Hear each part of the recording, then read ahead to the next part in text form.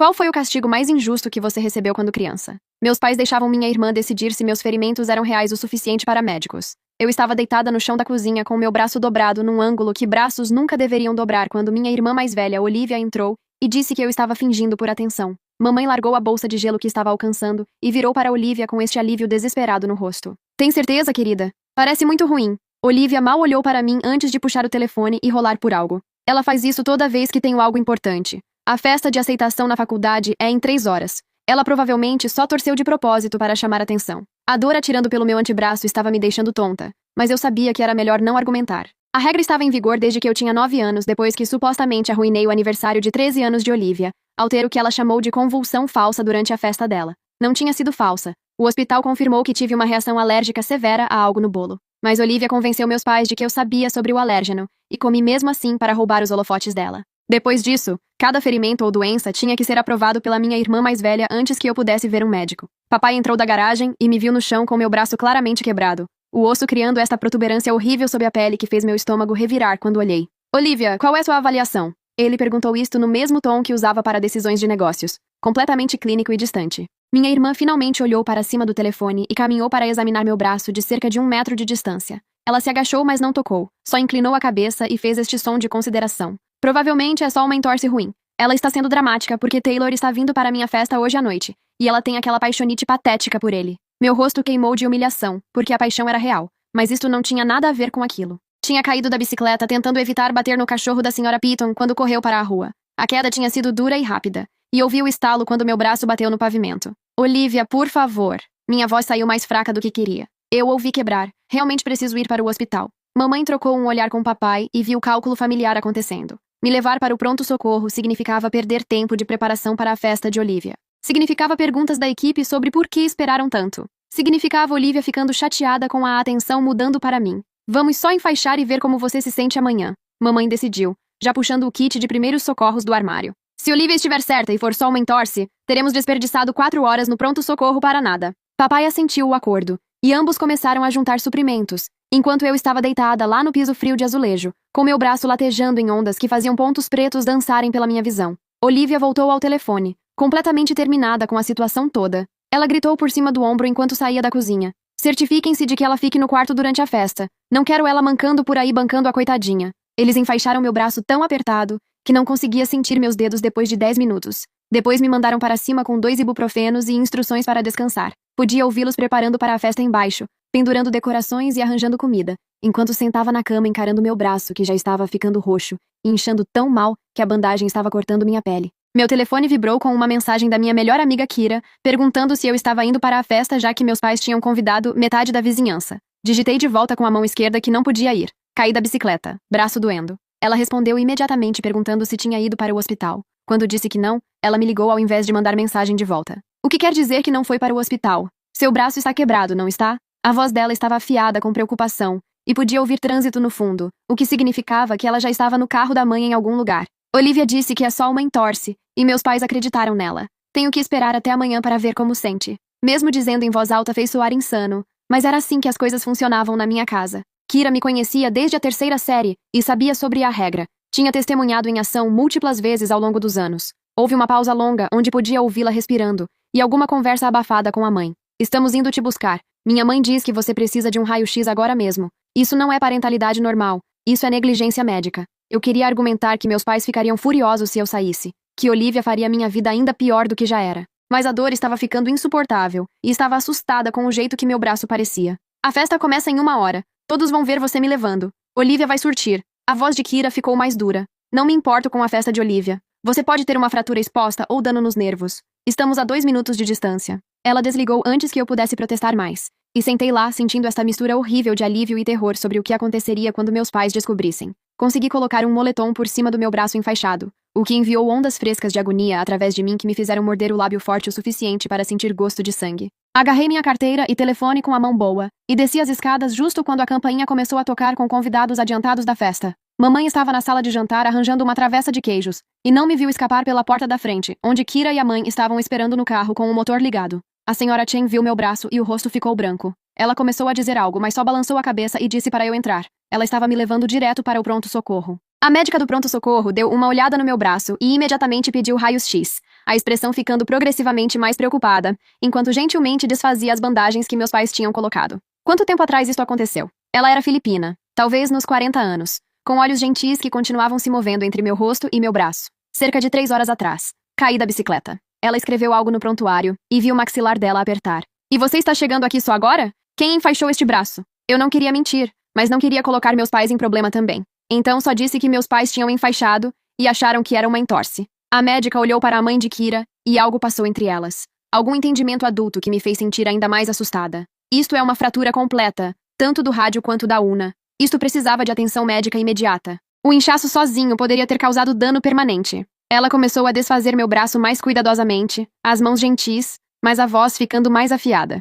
Seus pais viram o ferimento antes de enfaixarem? Kira falou antes que eu pudesse descobrir como responder. A irmã dela disse que não era sério o suficiente para o hospital. Os pais dela sempre perguntam à irmã primeiro antes de levá-la ao médico. A médica parou de desfazer e olhou diretamente para mim, com esta intensidade que me fez querer chorar. Sua irmã? Não uma profissional médica. Sua irmã faz estas decisões? Assenti, e ela imediatamente puxou o telefone e se afastou para fazer uma ligação, enquanto uma enfermeira entrou para terminar de remover as bandagens. A senhora Chen apertou meu ombro bom e disse que tinha feito a coisa certa ao vir aqui, que meus pais estavam errados em me deixar com dor por horas. Os raios-x confirmaram o que a médica já sabia. Ambos os ossos no meu antebraço estavam completamente quebrados. E o jeito que tinham sido enfaixados tinha, na verdade, piorado as coisas ao comprimir os locais de fratura. Eu precisava de cirurgia para fixar os ossos adequadamente, porque esperar 3 horas tinha deixado tudo se deslocar e inchar, ao ponto onde um gesso simples não funcionaria. Eles me internaram imediatamente e agendaram cirurgia para aquela noite. E foi quando 2 oficiais de polícia apareceram pedindo para falar comigo privativamente.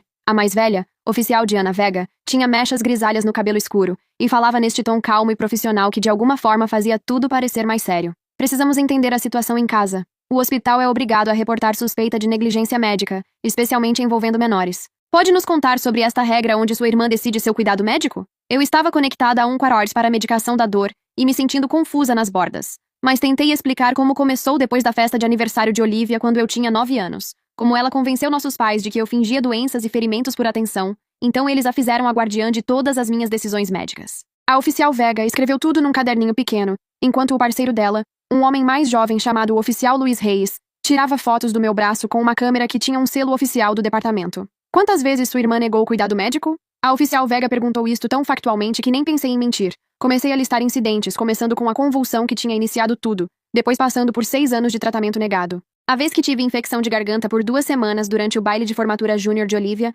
porque ela disse que estava fingindo para arruinar as compras do vestido. A vez que torci meu tornozelo forte o suficiente para não conseguir andar durante o torneio de debate dela, e ela insistiu que estava sendo dramática. A vez que tive intoxicação alimentar que durou 4 dias porque ela tinha entrevistas de faculdade e não queria nossos pais distraídos. Cada história fez a expressão da oficial Vega ficar mais dura, até ela finalmente levantar a mão para me parar. Isso é suficiente por agora. Vamos precisar que você faça uma declaração oficial. Mas primeiro você precisa de cirurgia. Estaremos contactando seus pais e os serviços de proteção à criança. O jeito que ela disse deixou claro que isto não era opcional ou negociável. Meu telefone começou a tocar por volta da hora que estavam me preparando para a cirurgia. O nome da minha mãe piscando na tela repetidamente. A enfermeira perguntou se eu queria atender e balancei a cabeça, deixando ir para o correio de voz. A senhora Chen tinha ficado comigo o tempo todo e disse à enfermeira que lidaria com quaisquer ligações dos meus pais, que eu precisava focar em consertar meu braço. Na sala de cirurgia, o anestesista estava explicando o que aconteceria quando meu telefone vibrou com uma mensagem que a senhora Chen leu em voz alta a meu pedido.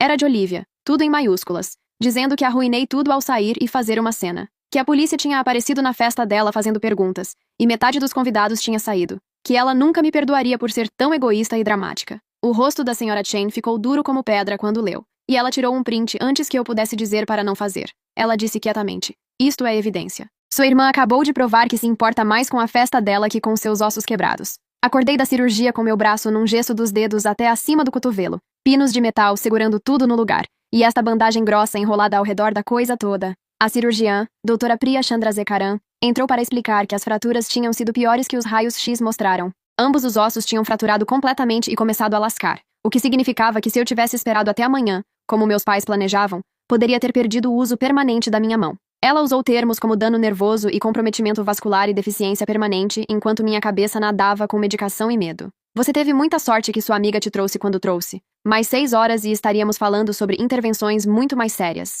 Ela olhou para as notas no tablet, e a expressão mudou para algo entre raiva e tristeza. O hospital já registrou um relatório com o CPS, Alguém virá falar com você de manhã. Meus pais apareceram por volta da meia-noite, ambos vestidos em roupas de festa que pareciam erradas na iluminação dura do hospital. Mamãe tinha estado chorando, a maquiagem borrada, e o rosto de papai estava apertado com raiva mal controlada. Eles não foram permitidos no meu quarto no início porque a oficial Vega ainda estava lá terminando o relatório, mas podia ouvi-los argumentando com as enfermeiras no corredor. A voz de mamãe continuava subindo, insistindo que tudo era um mal-entendido, que tinham planejado me levar ao médico de manhã, que a mãe de Kira tinha exagerado e envenenado todos contra eles. A voz de papai era mais baixa, mas de alguma forma mais ameaçadora, falando sobre advogados e acusações falsas, e como isto destruiria a reputação dele. A oficial Vega finalmente os deixou entrar, mas ficou no quarto. E a primeira coisa que mamãe disse foi: "Como você pôde fazer isto com sua irmã?" Não perguntando como eu estava me sentindo ou se estava bem, só imediatamente fazendo sobre Olivia e como eu os tinha envergonhado. Papai ficou de pé aos pés da minha cama com os braços cruzados. Confiamos no julgamento de Olivia. Ela nunca esteve errada antes sobre seus exageros. A oficial Vega pigarreou alto. Senhor e senhora Brennan, sua filha teve ambos os ossos no antebraço completamente fraturados. Ela requereu cirurgia de emergência com pinos e placas. Não há universo onde isto se qualifica como exagero. Mamãe virou para ela, voz tremendo. Você não entende. Nossa filha mais velha tem julgamento excelente. Ela está em pré-medicina em Stanford. Ela sabe coisas médicas. Estávamos seguindo a expertise dela. A risada da oficial foi afiada e sem humor.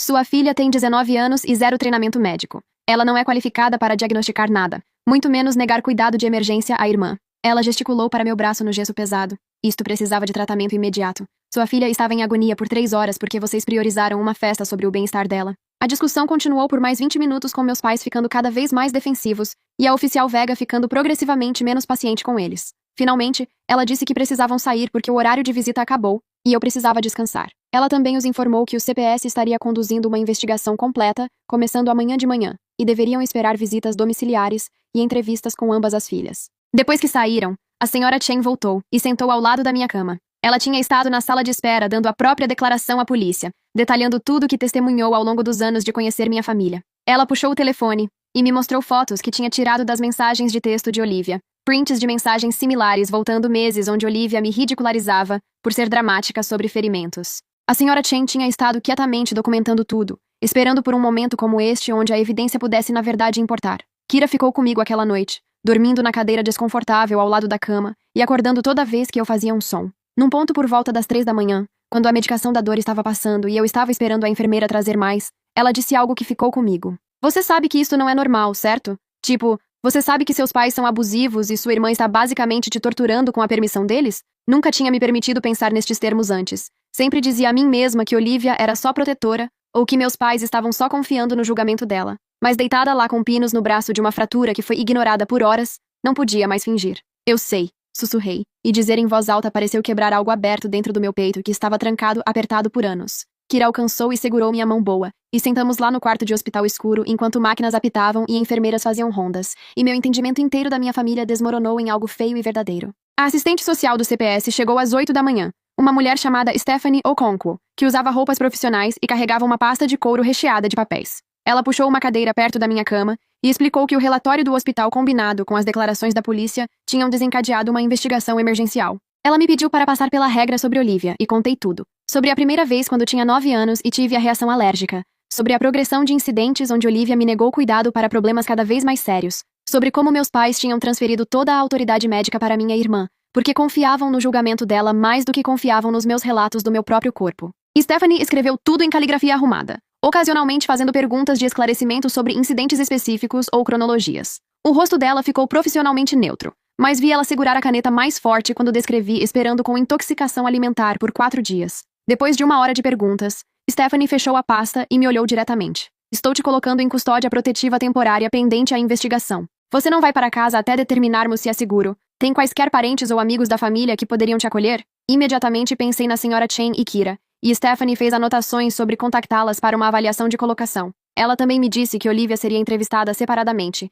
e meus pais seriam obrigados a comparecer às sessões de aconselhamento obrigatórias sobre cuidado médico apropriado para menores. A investigação levaria várias semanas no mínimo, possivelmente meses, dependendo do que encontrassem. Eu seria permitida visitas supervisionadas com meus pais se quisesse, mas Olivia não seria permitida ter qualquer contato comigo até a investigação concluir. O alívio que senti com aquela notícia foi tão avassalador que comecei a chorar, e Stephanie me entregou lenços enquanto explicava que minha segurança era a prioridade absoluta independentemente de como minha família se sentisse sobre isso. A senhora Chen foi aprovada como minha guardiã temporária em 48 horas, passando em todas as verificações de antecedentes e inspeções domiciliares. Ela me mudou para o quarto de hóspedes deles, que Kira já tinha decorado com pôsteres e uma luminária de leitura, e uma cesta dos meus lanchinhos favoritos. A primeira noite lá, não consegui dormir porque continuei esperando que meus pais invadissem, exigindo que eu voltasse para casa, ou que Olivia me mandasse mensagem sobre como tinha destruído tudo. Mas meu telefone ficou quieto porque Stephanie tinha instruído meus pais a não me contactarem exceto através de canais oficiais. E a oficial Vega tinha dito a Olivia que quaisquer tentativas de me alcançar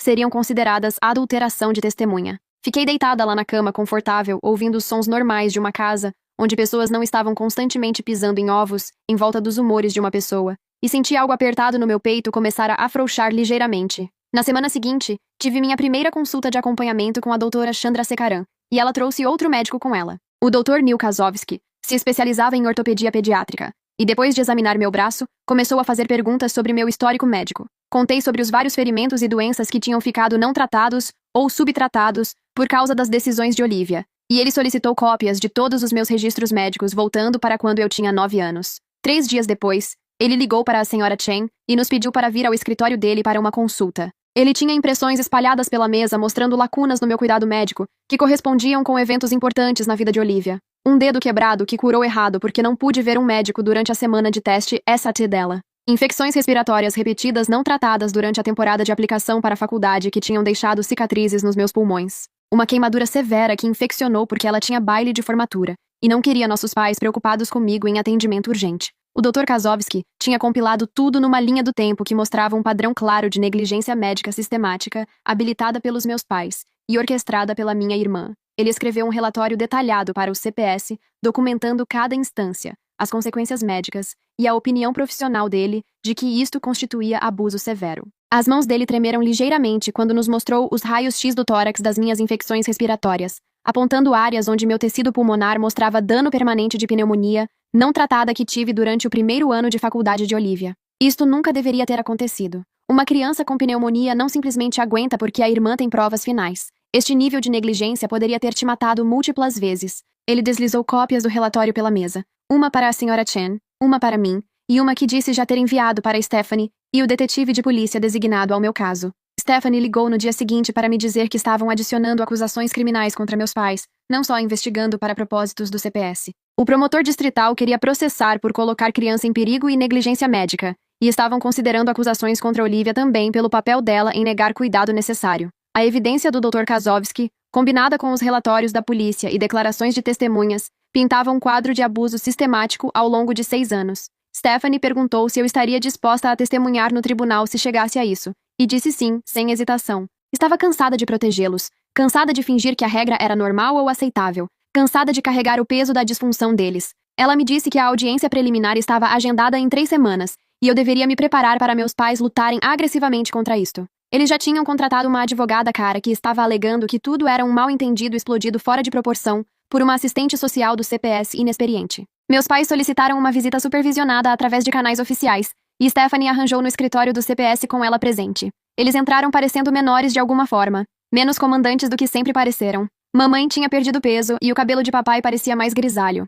Eles sentaram do outro lado de mim numa mesa de conferência, e mamãe imediatamente começou a chorar, alcançando minha mão. Puxei para trás, mantendo ambas as mãos no colo onde ela não podia me tocar. Querida, nunca quisemos que você se machucasse. Pensamos que Olivia sabia melhor. Ela é tão inteligente e confiamos no conhecimento médico dela. Papai assentiu junto, a voz implorando. Estávamos só tentando te ensinar a não ser dramática sobre cada coisinha. Não percebemos o quão sérios seus ferimentos realmente eram. Olhei para ambos e não senti nada além de raiva fria. Eu disse que meu braço estava quebrado. Disse que ouvi estalar. Vocês escolheram acreditar em Olivia sobre mim porque era mais conveniente para a festa dela. O rosto de mamãe desmoronou. Isso não é justo. Sempre te amamos tanto quanto sua irmã. Estávamos só tentando balancear as necessidades de ambas. Stephanie cortou antes que eu pudesse responder. Senhora Brennan, negligência médica não é sobre amor ou equilíbrio. É sobre falhar em prover cuidado necessário à sua criança. Sua filha requereu cirurgia de emergência porque vocês esperaram 3 horas para buscar tratamento. Ela tem dano pulmonar permanente de pneumonia não tratada. Estes não são pequenos descuidos. Estes são padrões de negligência séria.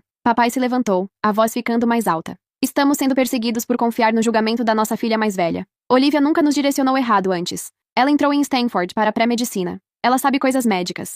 A voz de Stephanie ficou nivelada, mas firme. Ela é uma caloura de faculdade de 19 anos. Não é qualificada para diagnosticar nada. E mesmo se fosse, a resposta apropriada a uma fratura potencial é a avaliação médica imediata, não enfaixar e esperar pelo melhor. A visita terminou cedo porque meus pais continuaram tentando se defender ao invés de reconhecer o que tinham feito. Quando estavam saindo, mamãe virou uma última vez. Por favor, volte para casa. Sentimos sua falta. Olivia sente sua falta. A menção de Olivia fez meu estômago revirar. Disse à mamãe que não estava voltando para casa, que me sentia mais segura com Kira e a senhora Chen do que já me senti na casa deles. O rosto de papai endureceu com aquilo, e ele disse algo sobre eu estar sendo manipulada por influências externas, que o CPS estava me envenenando contra minha própria família. Stephanie terminou a visita completamente então, escoltando meus pais para fora enquanto protestavam. Depois que saíram, ela sentou de volta comigo e perguntou como estava me sentindo. Contei a verdade, que vê-los só me fez sentir brava e triste, que não queria consertar as coisas com pessoas que ainda não podiam admitir que fizeram algo errado. A audiência criminal aconteceu numa sexta de manhã num tribunal que cheirava a madeira velha e ansiedade. O promotor distrital assistente Jerome Wallace, era um homem negro nos 50 anos que se especializava em casos de abuso infantil. Ele tinha revisado toda a evidência e me disse antes de entrarmos que tinha um caso forte, mas júris podiam ser imprevisíveis quando se tratava de pais que pareciam respeitáveis de outras formas.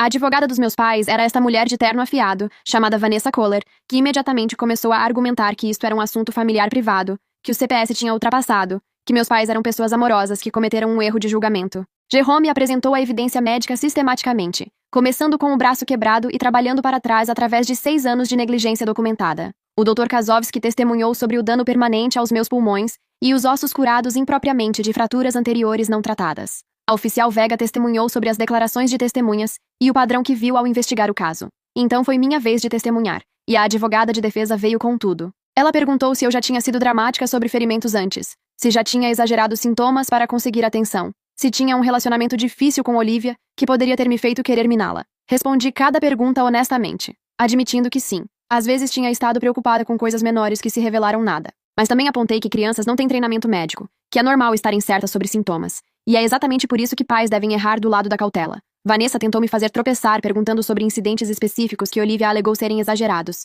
mas Jerome objetou toda vez que ela tentou usar as avaliações de Olivia como se fossem fato médico. O juiz sustentou a maioria das objeções dele, e eventualmente a advogada de defesa sentou parecendo frustrada. Olivia testemunhou em seguida, e assistir ela no banco das testemunhas me fez entender o quanto ela sempre controlou tudo. Ela era ponderada e articulada, explicando como tinha estado protegendo nossos pais do meu comportamento de busca de atenção por anos. Como eu aprendi que ficar machucada ou doente me conseguiria simpatia e foco. Então, comecei a fingir ou exagerar sintomas sempre que ela tinha algo importante acontecendo. Ela falou sobre a reação alérgica no aniversário de 13 anos dela, alegando que comi o bolo apesar de saber que me faria mal só para arruinar a festa. O promotor a deixou falar até se meter num canto, então puxou registros médicos mostrando que não tinha ideia sobre o alérgeno, que era uma alergia nova à qual nunca tinha sido exposta antes. Ele sistematicamente desmontou cada exemplo que ela deu, mostrando registros de hospital ou anotações de médicos confirmando que meus ferimentos e doenças eram reais e sérios. No final do interrogatório cruzado dele, Olivia estava chorando e insistindo que só tinha estado tentando ajudar, que nunca quis que eu me machucasse seriamente. O juiz levou 2 semanas para tomar uma decisão, e quando voltamos para o veredito, o tribunal estava lotado com pessoas de ambos os lados. Os amigos e colegas dos meus pais apoiando eles, a senhora Chen e Kira me apoiando, Stephanie do CPS, Jerome e a equipe dele. O juiz, um homem branco mais velho chamado Douglas McNeil, leu de suas anotações por 10 minutos antes de entregar o veredito. Ele considerou meus pais culpados de colocar criança em perigo e negligência médica, sentenciando eles a 2 anos de liberdade condicional, com aulas de parentalidade obrigatórias e monitoramento regular do CPS. Ele também emitiu uma ordem protetiva declarando que Olivia não deveria ter qualquer autoridade de tomada de decisão médica sobre mim até eu completar 18 anos, e que quaisquer decisões médicas futuras seriam feitas pela minha guardiã legal em consulta com profissionais médicos reais. Meus pais seriam permitidos visitação supervisionada apenas, e quaisquer tentativas de violar a ordem protetiva resultariam em prisão imediata. O tribunal irrompeu em barulho, os amigos dos meus pais protestando a sentença enquanto a senhora Chen apertou meu ombro em apoio. Meus pais sentaram congelados na mesa deles, a advogada já falando sobre apelações. Olivia estava chorando na primeira fila, o moletom de Stanford dela se destacando contra as roupas escuras que todos usavam. Senti essa combinação estranha de alívio e tristeza, feliz pela proteção, mas triste que tinha levado um braço quebrado e um caso judicial para chegar lá. Fora do tribunal, repórteres tentaram fazer perguntas, mas Stephanie e a Sra. Chen me apressaram para o carro antes que pudesse dizer algo. Jerome nos alcançou no estacionamento e disse que tinha sido incrivelmente corajosa, que casos como este eram difíceis de provar e meu testemunho tinha sido crucial. Ele me entregou o cartão e disse que se alguma vez precisasse de algo, deveria ligar diretamente. A vida na casa da Sra. Chen se acomodou numa rotina que parecia quase normal. Fui para a escola, compareci à fisioterapia para meu braço 2 vezes por semana, e vi uma terapeuta chamada doutora Amina Bashir, que se especializava em trauma de abuso familiar. Ela me ajudou a entender que a regra que meus pais criaram não era só negligente, mas era uma forma de tortura psicológica, me ensinando que meu corpo e dor não eram confiáveis, que a avaliação de outra pessoa importava mais que minha experiência vivida. Ela me deu exercícios para reconhecer quando estava minimizando minhas próprias necessidades, para confiar em meus instintos sobre minha saúde, para entender que merecia cuidado imediato sem ter que provar que estava doente o suficiente. O trabalho foi difícil, e às vezes saí das sessões chorando, mas devagar, comecei a me sentir mais sólida, menos como se estivesse constantemente esperando alguém me dizer se minhas experiências eram reais. Meu braço curou devagar, requerendo mais 3 cirurgias para remover pinos e ajustar placas. Cada vez, a doutora Chandrasekaran documentou tudo para o caso contínuo do CPS, notando que os atrasos no tratamento inicial tinham complicado o processo de cura e provavelmente resultariam em mobilidade limitada permanente no meu pulso. Ela escreveu cartas para minha escola, explicando acomodações que precisaria e trabalhou com fisioterapia para maximizar que função eu poderia recuperar.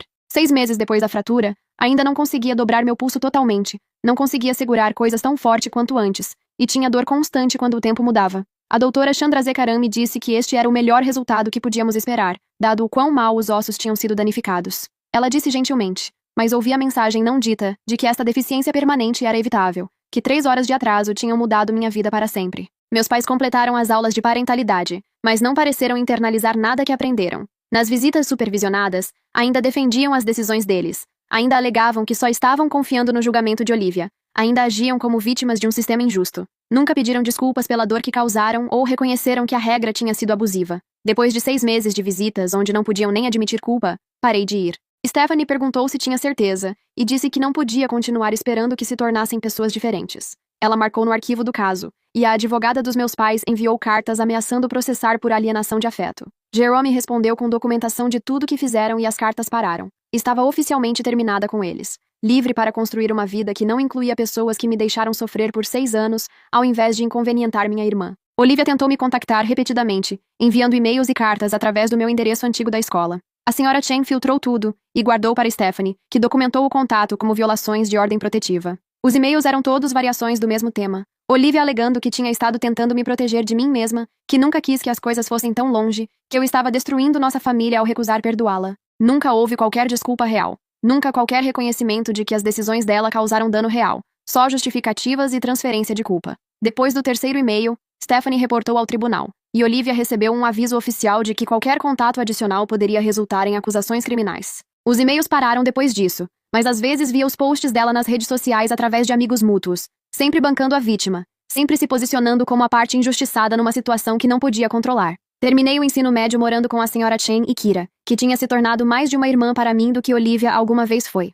Ela me ajudou com aplicações para a faculdade, e celebrou quando fui aceita em 6 escolas diferentes, todas longe o suficiente de casa que nunca teria que me preocupar em esbarrar nos meus pais ou em Olivia. Escolhi uma universidade em outro estado com um programa forte de pré-direito, decidindo que queria trabalhar em direito de família, protegendo crianças de situações similares ao que sobrevivi. A Sra. Chen chorou quando contei meus planos, lágrimas orgulhosas, e disse que sempre soube que eu transformaria minha dor em propósito. O dia que saí para a faculdade, ela me deu uma pasta contendo todos os registros médicos, documentos judiciais e evidência do caso. Disse que eu poderia precisar um dia, e ter tudo organizado tornaria mais fácil acessar se perguntas surgissem. A faculdade foi liberdade de jeitos que nunca experimentei, morando num dormitório com pessoas que não conheciam minha história, que me viam como só mais uma estudante ao invés da garota que foi negligenciada pela família. Fiz amigos, entrei em clubes, descobri que era boa em debate e trabalho de advocacia. Meu pulso ainda me incomodava, especialmente durante o inverno, e tinha que tomar notas num laptop porque escrever à mão por muito tempo fazia doer. Mas me adaptei, encontrei soluções alternativas, e devagar parei de ver como uma deficiência, e mais como só parte de quem eu era agora. Nas minhas aulas de direito de família, escrevi trabalhos sobre negligência médica e abuso entre irmãos, que meus professores disseram serem alguns dos trabalhos mais perspicazes que leram. Transformei minha experiência em expertise, e pareceu poderoso ao invés de doloroso. Meus pais enviaram uma carta final durante meu 2º ano, encaminhada através da universidade. Era digitada em formato formal, dizendo que completaram todos os requisitos da liberdade condicional, e queriam reconstruir nosso relacionamento. Tinham incluído um cheque para minhas despesas de faculdade e uma nota manuscrita de minha mãe dizendo que sentia minha falta. Encarei o cheque por um longo tempo, tentada pelo dinheiro, mas sabendo que aceitá-lo significaria abrir uma porta que trabalhei duro para fechar. Mandei tudo de volta com uma nota breve, dizendo que apreciava o contato, mas não estava pronta para contato. Eles nunca tentaram de novo depois disso, e ouvi através de parentes distantes que se mudaram para outro estado onde ninguém sabia sobre o caso, recomeçando em algum lugar fresco. Olivia se formou em Stanford e foi para a faculdade de medicina, o que pareceu a piada mais cruel do universo.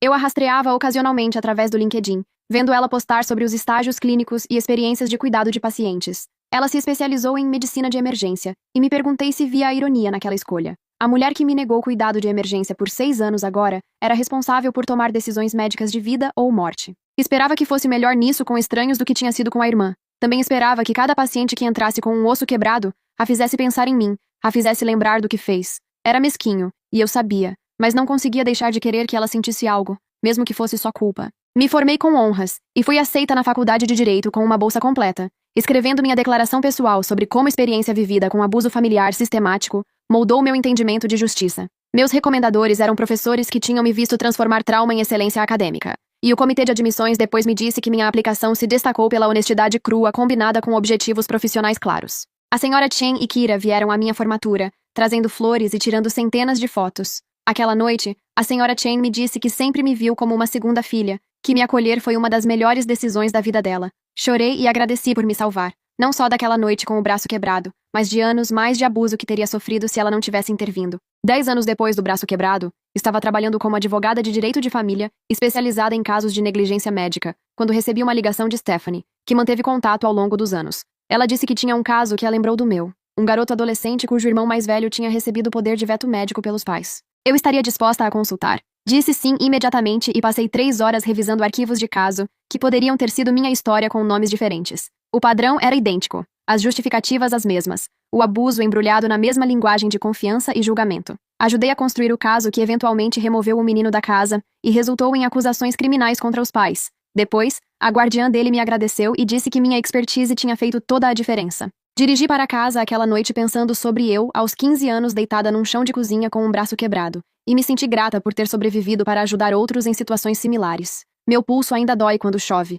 e ainda tenho cicatrizes nos pulmões de pneumonia não tratada. Estes lembretes físicos do que aconteceu nunca vão completamente embora, mas se tornaram parte da minha história ao invés da definição dela. Não sou só a garota cuja irmã controlou o cuidado médico dela. Sou a advogada que luta por crianças que não podem lutar por si mesmas. Sou a sobrevivente que transformou dor em propósito. E cada caso que ganho, cada criança que ajudo a proteger, parece retomar poder que foi roubado de mim anos atrás, quando meus pais decidiram que o julgamento da minha irmã importava mais que meus ossos quebrados.